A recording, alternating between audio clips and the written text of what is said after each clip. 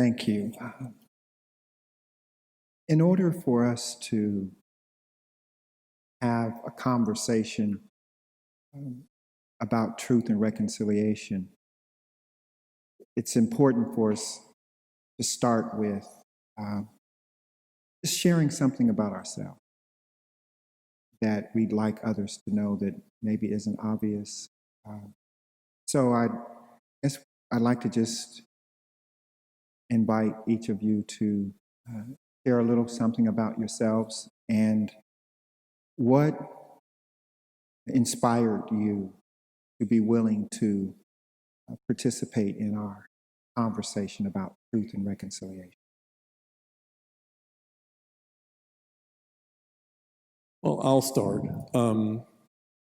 and I'll try not to be too long. You can tell me, but one of the programs I'm involved in is EFM, which we start out EFM doing a spiritual autobiography. And I've done this for the EFM is Education for Ministry. It's the best. This is an advertisement for that. It's the best Episcopal adult formation program, in my opinion. Yes. And we have two of those groups at the church.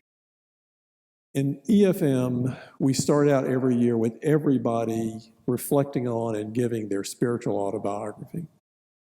And so I've taken more opportunities than perhaps some people have to look back over my life and to reflect on that. And so one of the things I can say with regard to race is this. I grew up in the 1950s in upstate South Carolina. Upstate South Carolina was totally segregated. I had very little contact with people of color, with Black people. They went to different schools. I just didn't really think much about it. Yes. My high school was integrated in 1966 or 1967. Took quite a while for that to happen. Again, I didn't have any classes with any of the Black students that integrated the school. There was no big issue. It just was kind of a non-event. At least it was for me. And so for a long time, this has not been an active issue for me. As I've come to, like so many white people, or so many people these days, with the advent of the pandemic and the George Floyd situation and so many things. And I know this is not a new situation, but for me, it has gotten my attention more recently. And I've done some reading and some self-reflection, and I've come to be more specifically aware of the ways in which my life has been very privileged, in ways that, Khalil, your life would not have been. Yes. And that strikes me as not right. And so I'm interested in learning more, but mostly learning more so that I will know what to do. Yeah. Wow. Amazing. Oh gosh, I'm like Joe. I'm Linda Crofton. I grew up in Tulsa, Oklahoma, and was in high school in the 50s, and it was a completely segregated city. And even by the time I graduated from high school, there was not a Black African-American person at all in our school. And I met this jazz musician, and she took me to meet her aunt in Greenwood, which was a what we call the north side of Tulsa. And I had dinner with them, and they owned a boarding house that was part of this beautiful area that where the African American Black folks had become self-sufficient and educated, and they were annihilated by the whites, and I had no idea about this. I was completely flabbergasted, and I didn't know what to think about it, and so as life went on, I kept thinking about that, and then in the 60s, some of the riots that happened then, and I was sort of a bystander. I wasn't really engaged, but I thought about it a lot, and I didn't like it at all. It made me feel sad. And then in this most recent situation with George Floyd, I was just, I could not understand how another human being could treat someone like that. And then I began to see all the riots and the civil unrest and the love from the people and by the way, most of the Black people that I've met during my life have been very forgiving, kind, compassionate. And then when I saw all this happening with George Floyd and the civil unrest, I began to think, well, what is it that we need to do? Like you, Joe, what is it that we need to do as a white person that was raised in an affluent white neighborhood and had the advantages that some Black people don't have? I'm not assuming that all people of color are not advantaged, because there are many that are. And I think it became a question for me, is this a Black issue? Is this a white issue? Is this a gray issue? And then I realized it's an issue for all of us. And it's about coming together in dialogue and understanding what the needs are of all poor people and disenfranchised people, but especially because of what had taken place throughout history, with the Black race and the way it became apparent in this country because of slavery, and how long it takes for change to happen. It doesn't just happen overnight. But without the dialogue, it will never happen. Yes. And I love what you say here, Khalil, about where there's one forgiveness, it takes two to reconcile. Yes. And so if you don't have that unity, then there's no reconciliation. And then I began to understand, and I started thinking about the Holocaust and how, our history is so full of how horrific it was and how it should never happen again. And we continue to talk about it, and how the Germans might feel about being alive during World War II and the way they had mistreated the Jews. And I think any kind of inhumane treatment of people in general is it's just appalling. And we as Christians, I as a Christian, need to do more about that, just as a human being, but especially as a Christian. And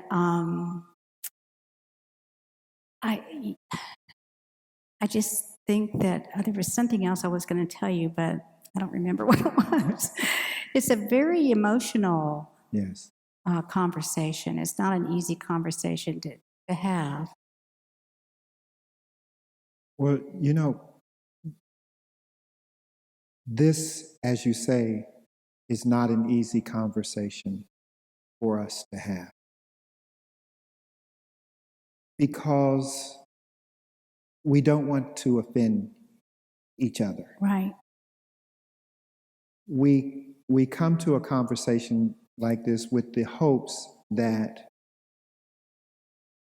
we can be authentic and speak our truth, and at the same time be respectful that other people are sensitive to experiences unique to their life journey that might be different than our own. And in this moment, with the backdrop of national and global protest and the overlapping crisis of COVID-19, it compounds everything. So when I was thinking about what am I able to do in this moment to speak into it in a way that creates space for people to come together and face the messiness of being human and see how we can begin to rethink what's possible for our relationships with each other. And so the Truth and Reconciliation Conversations, for me, is inspired by the example or the model that I saw with the Truth and Reconciliation Commission of South Africa. And my work and the time that I lived in South Africa and having an opportunity to see and to hear from South Africans, many of whom suffered atrocities that are unspeakable. To hear from them both the triumphs, the good that came out of the conversation, and the disappointments as well. And what I discovered through those many conversations and the listening was that reconciliation is not an easy thing to do. In fact, there are some who believe it's impossible to achieve. And so there's a kind of indifference or apathy that goes with an attitude of a problem being so big and so ubiquitous that how are we going to make a difference? And this session, these sessions, Truth and Reconciliation Conversations, is simply to say that as small as we are as individuals,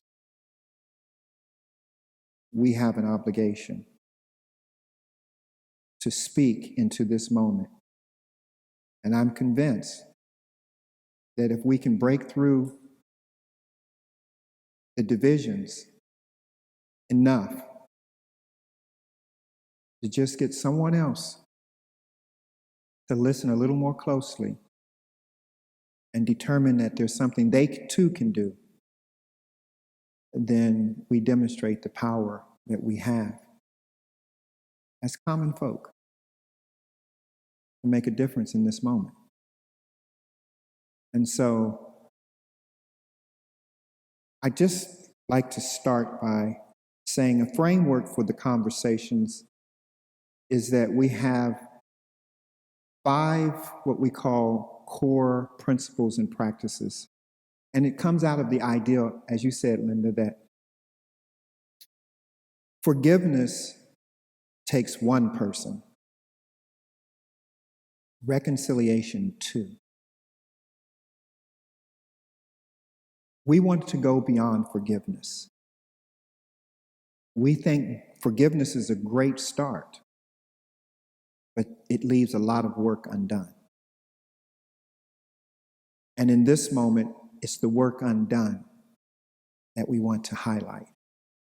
And so I speak of it in the context of the Truth and Reconciliation Conversations as a 5-step process. The first step is what we call compassionate empathy. And if you look at the write-up that we have on it, it fundamentally is about doing something more than feeling for the other person. And with empathy, it's standing in someone's shoes. Compassionate empathy challenges us not to just stand in their shoes, but to walk with them and to be concerned with their wellness. That's very challenging. So I'd like to use a concrete example as a starting point for us to have the conversation. Both of you grew up in an era when segregation was essentially the rule of law. And you have made a journey to this point without having any ill feelings towards Blacks, but recognizing that there was a difference, and that difference is now being called privilege for the sake of our conversation. Here's where it gets a little complicated for the conversations between Blacks and whites is, did you know that you were privileged at the time? Well, I certainly didn't. At the time? Yes.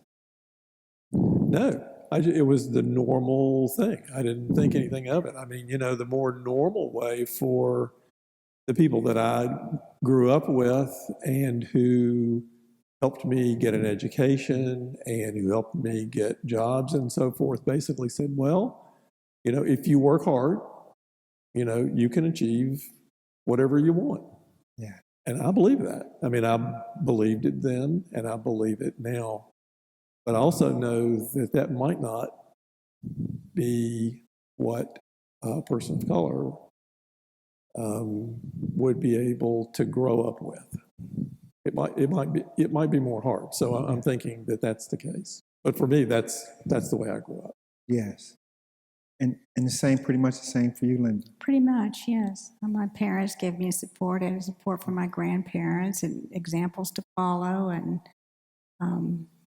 we never had to worry about where our next meal was coming from, or my biggest concern was whether or not I was going to have villager shoes. But, as I became, like I said, as I got older, I began to understand how unequal the world was. Mm-hmm. And I've always been an advocate for especially children that are in a foster home or that are in trouble with the justice system. And because I knew how lucky I was, and eventually it's going to affect that kind of poverty and violence. Eventually affects everyone. It's a toxic poison that needs to stop, and is an evil that exists that shouldn't be, and it's part of the human, like you said, the human nature, and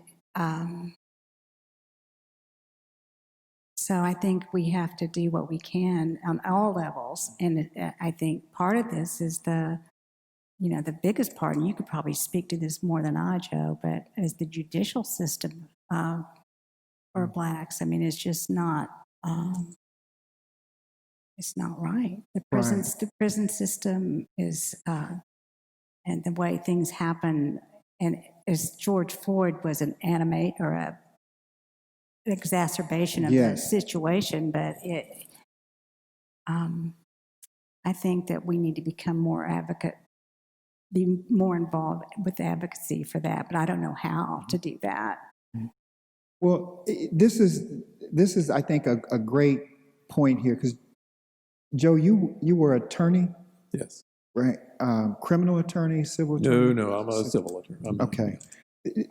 Here's for me one of the points of great challenge that I think could be really instructive for how we get to the next level. One is, because there's so much going on as a backdrop for why people are now having these painful conversations, these difficult conversations, for me, the first thing to do for all of us as individuals is to just take a step back and ask ourselves, how do we feel about this? Like, how is this affecting us emotionally? How when we look at the news and we're seeing all of this going on, many people are disturbed. Right now, they're deeply disturbed. They're uncomfortable. They're uneasy emotionally.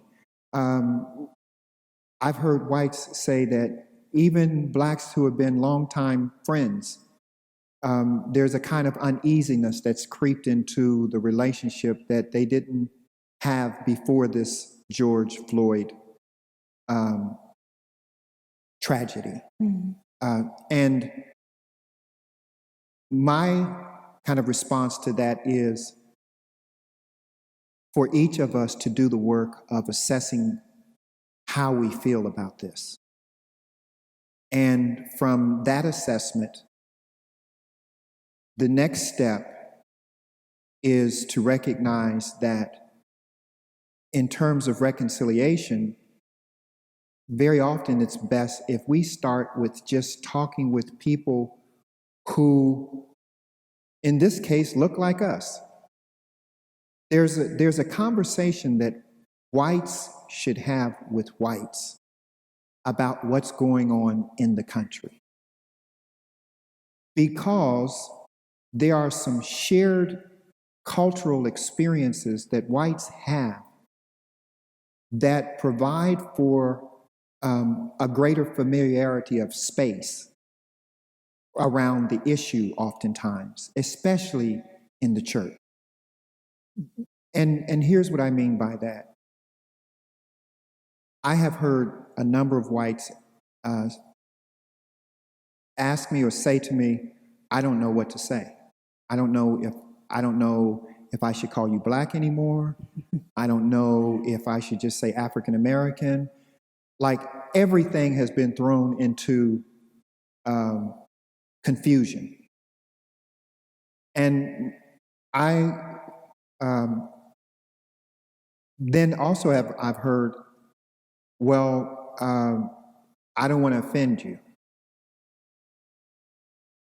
And one of the reasons why I wanted to do this in the church is because I feel that our faith should give us a bit more courage.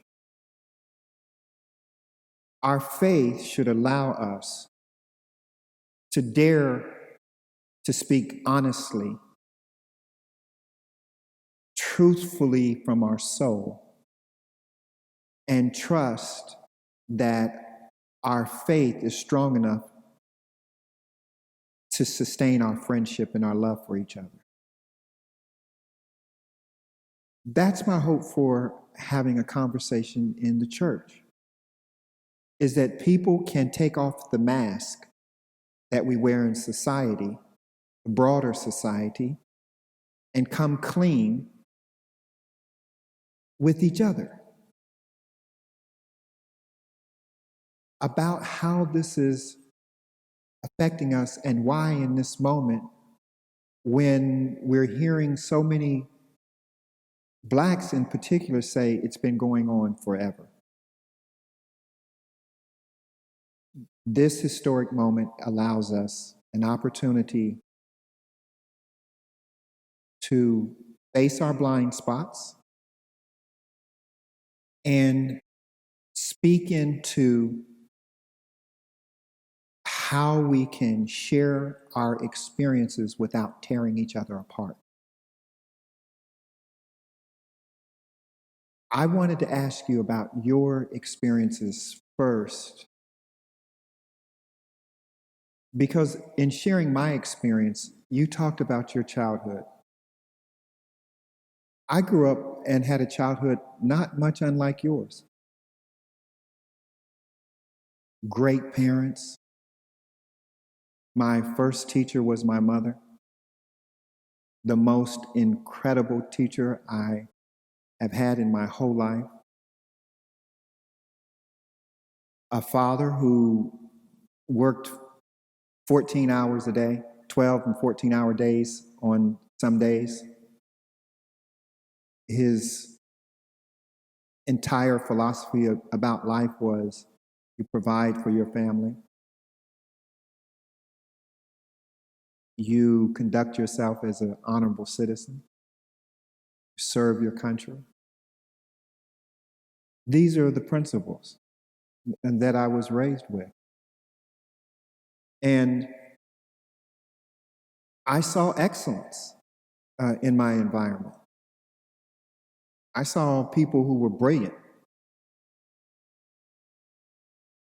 In fact, I distinctly remember as a very small child believing that I actually could do anything I wanted to do.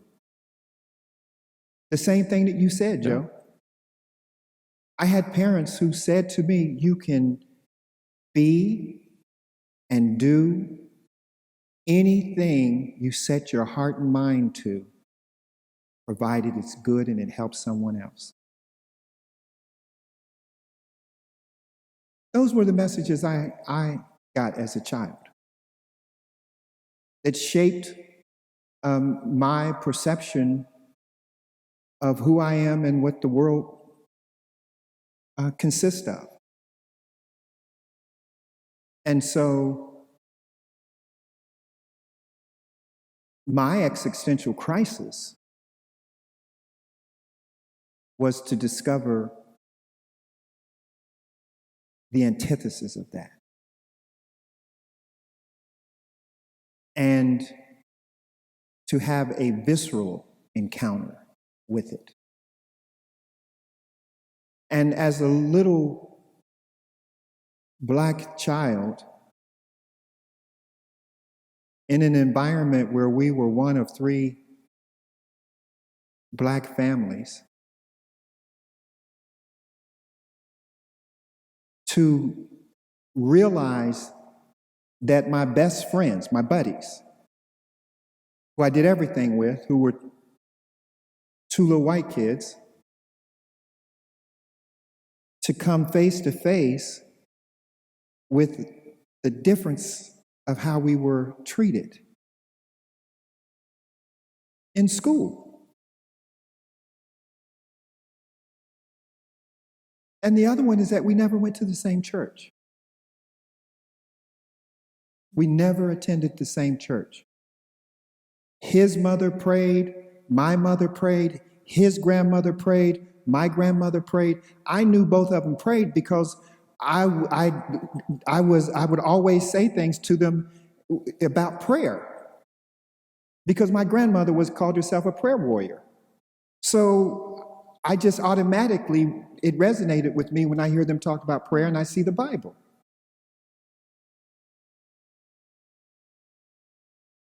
But there were differences. And the more aware I became of the differences,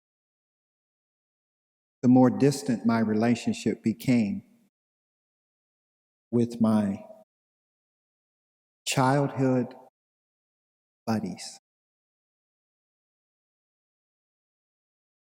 The more aware I became of the difference, the angrier I became about the difference. And in my case, the anger turned to rebelliousness and delinquency and ultimately criminal behavior.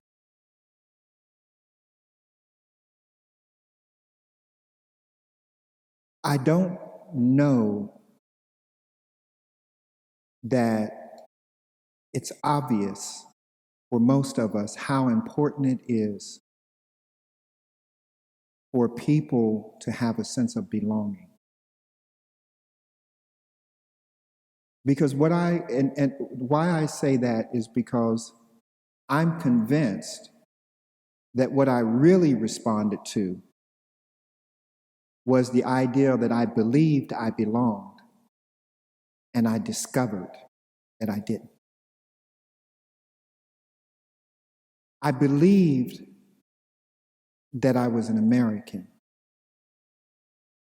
I believed that I was entitled to the same thing that both of you are entitled to and experience.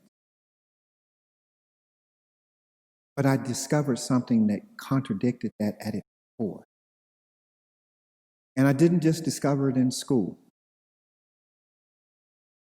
I also discovered it in church.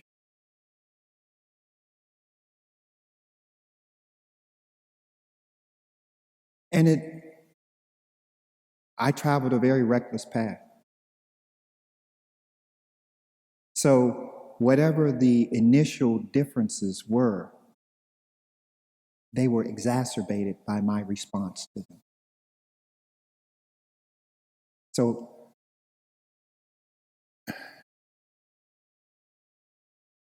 today, I seek new ways for us to reinvent what's possible for us as people who care deeply about the issue of racism and injustice and inequality. We're called to that as Christians. It's like you said. We are. My favorite sermon, I've preached a couple times here, but my favorite message here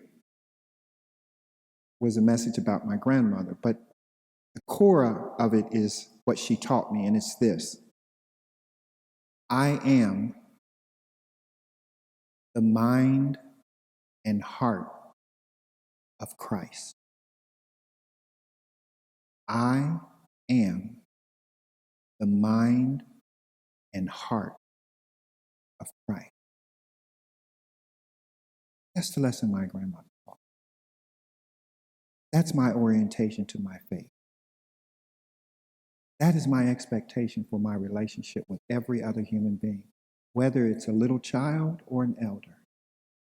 I see my goal, my intention, my path to reconciliation is to start from a place of being able to see the mind and the heart of Christ in the person that I'm in relationship with, and any other human being whom I might become conscious of. That state exists prior to my consciousness and independent of it. So, thinking on your life and this moment of challenge, what is something that you could imagine yourself doing? What could you do that you feel would be, that could make a difference for you in your life about how you're responding to the kinds of challenges and issues that are being raised now?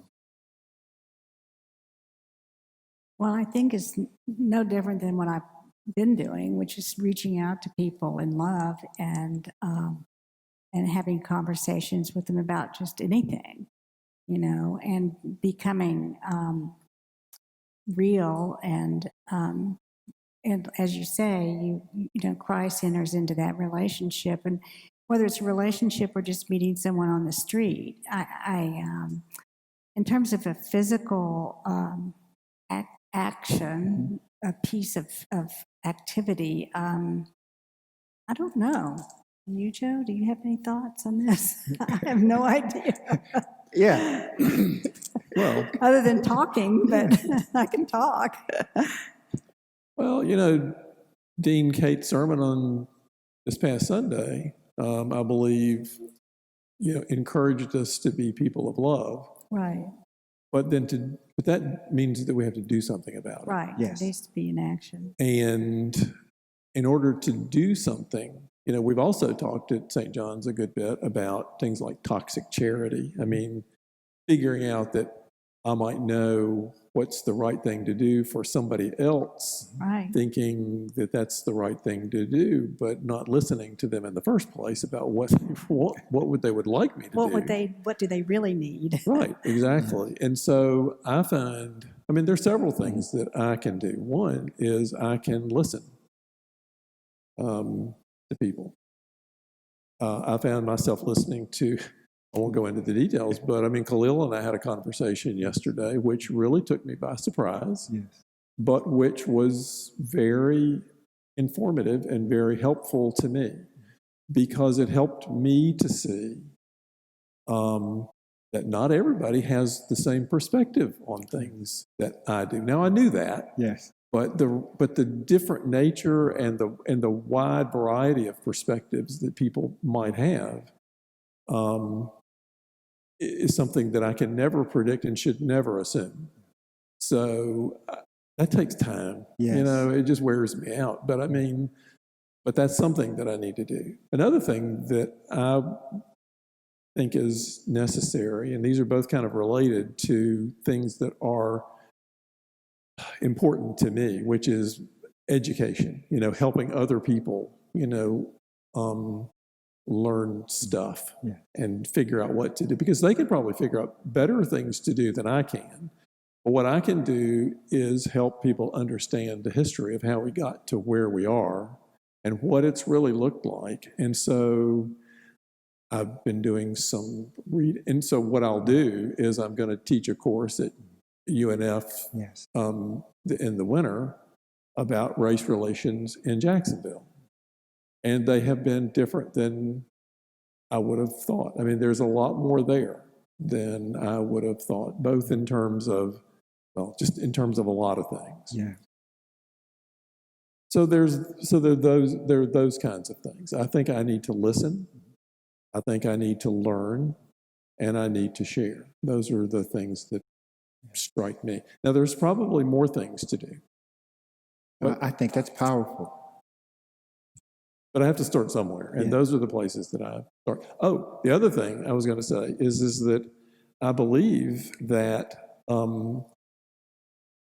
what I would really like to do is to not only understand the history of where we are, but to do some work here, whether it's at St. John's or around the city, wherever it might be, to understand those kind of things better. And there's some very good things. The National Episcopal Church has been, and this doesn't get publicized very well, it's not a high priority. Mm-hmm. It hasn't been to this point. But there are a lot of places in the National Episcopal Church that have developed curricula for just learning about these kind of things, or learning about this topic of systemic racism.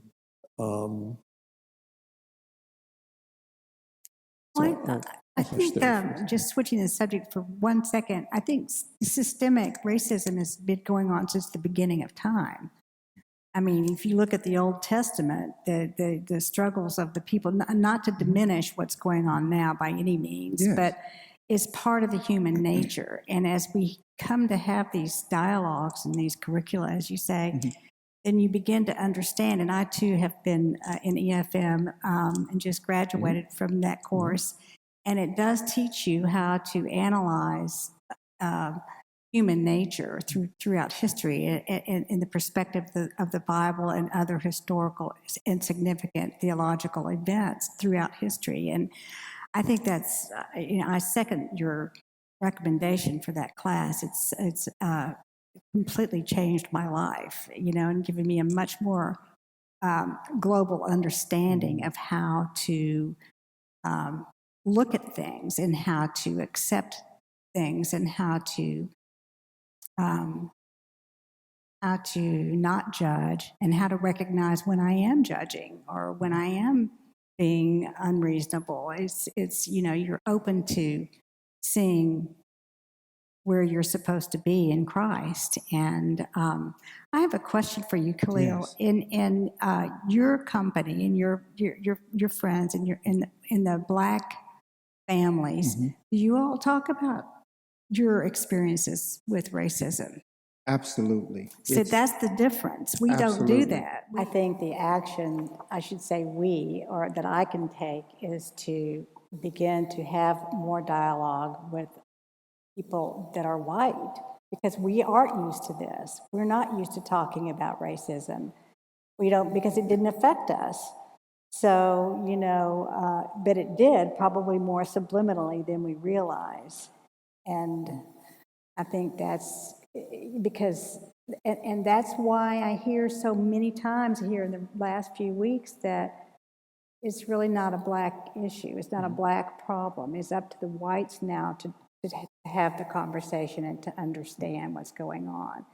And I didn't understand that when I first heard that comment, but now I do. I really get that. It's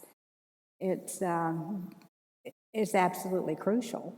Well, one of the things that a lot of Black people are saying around the country is that we don't want to feel responsible for having to educate white folks about something that white folks are responsible for. In other words, show me that you're motivated enough to learn more. In other words, if I was a student in school and I tell you I want to get my degree, you'd expect me to show up to class. Right. You'd expect me to be interested in the subject matter. You'd expect me to do my homework. You'd expect a whole lot of things of me if I tell you I'm at this institution to earn a degree. Well, we're sitting in a church, and we're called to something much higher than an academic degree. So showing up is not enough. There's some work to do. And the work starts with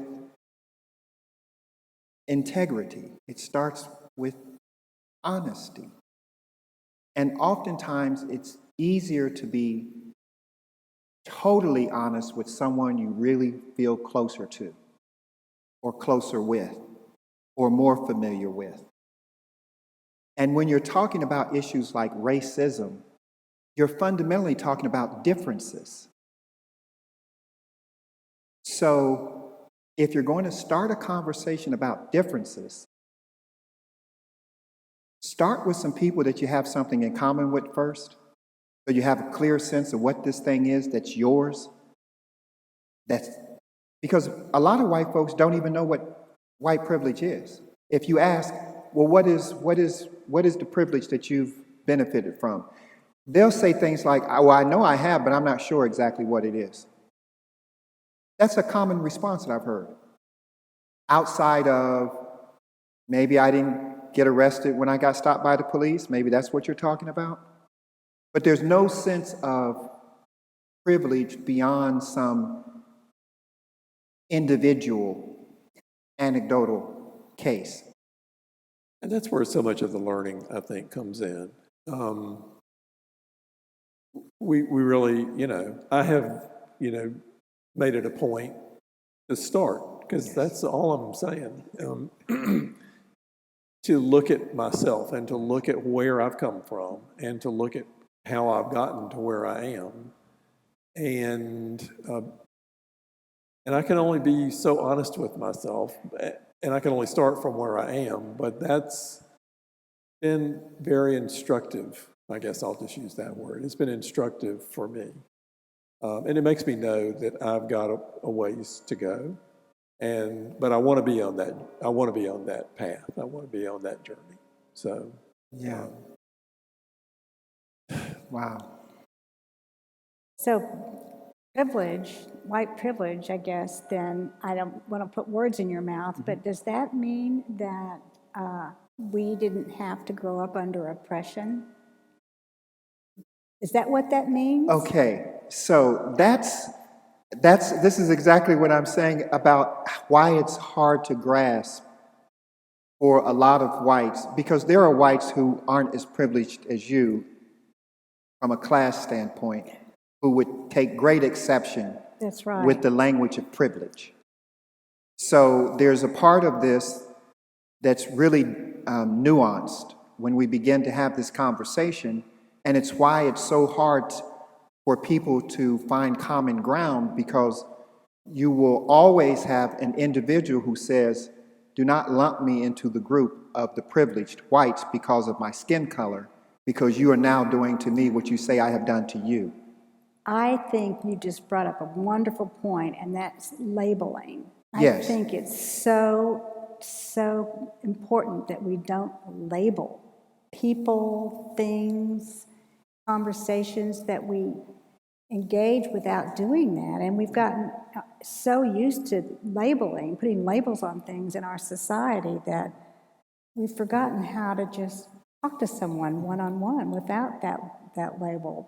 But we have to know what those constructs are, though, too. Absolutely. If we are to ever come to the reconciliation, the point of reconciliation, we as white folks, white people, need to understand what your language is, what that means, you know. Yes. And if you haven't experienced it, like Joe and I didn't experience integration at all. Right. How would you even know? And my children, who are in their 40s, all say, well, Mom, you're just in an ivory tower. And I said, well, I'm not. I'm really not. But their perspective is much different, and Yes. that gives me hope. Yes. You know, and I'm learning from them. And but it's also, the reason I'm in that tower is because I don't know. I Yes. have not had that experience. That is exactly why the conversations are so important. It provides us with a space to share our experiences, however different they are from others, without having to feel bad about them. In other words, I don't want someone to come to this kind of conversation With guilt. with guilt. Yeah. This is not about a guilt trip. This is not about how can you make someone feel more guilty because you think there's some benefit to you from that. When I talk about whites need to have a conversation with whites, the second part of that is blacks need to have a conversation with blacks. And for me, that involves asking the question, how am I complicitous in this situation of injustice? In what ways have I fueled it, contributed to it? Because I'm firmly convinced that systemic racism could not continue to exist without our participation. And when I say our participation, I'm talking about human participation. And I base that on a very simple epiphany that I had. Racism is based on an unquestionable, undeniable truth that after 200,000 years of human history, we still haven't figured out how to love each other. 200,000 years of human history, and we have still not figured out how to love each other. Because racism is the absence of love. You cannot love yourself and hate me if you understand our connection as humanity before Christ. You cannot tell me, you cannot convince me that there is any superiority in you above any other human being in Christ. We come equal before Christ. And anything that would diminish that equality, I would hope, pains all of us to the point of action. And if that action can only be to speak about it, that is as good a place to start as any. I kind of remember that very early on in the Old Testament,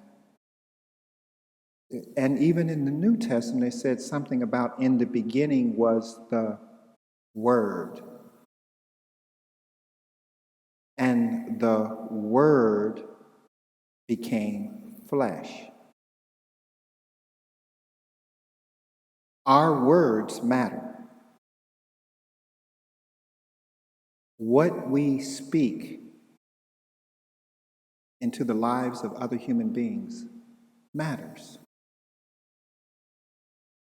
Truth and reconciliation can be ignited from a conversation that becomes flesh, that becomes action. I just want to thank both of you today for being courageous and being honest, for us to start the conversation. And I'd just like to close with each of you sharing maybe something about how you feel about the conversation and why it's important to you.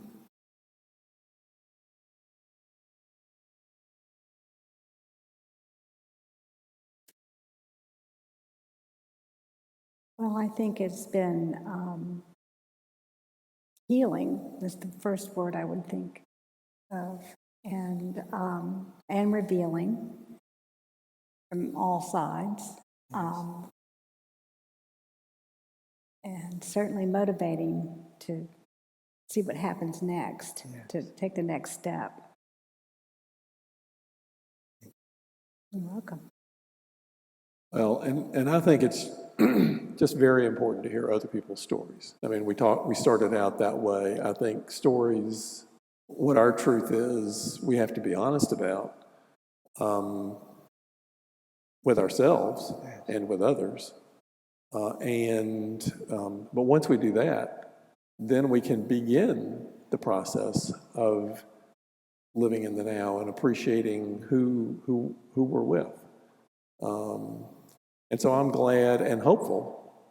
I'm always hopeful, probably stupidly hopeful, but I'm very hopeful, that this beautiful world that I believe God created, can come to live into the vision of what God expects of us or hopes for us.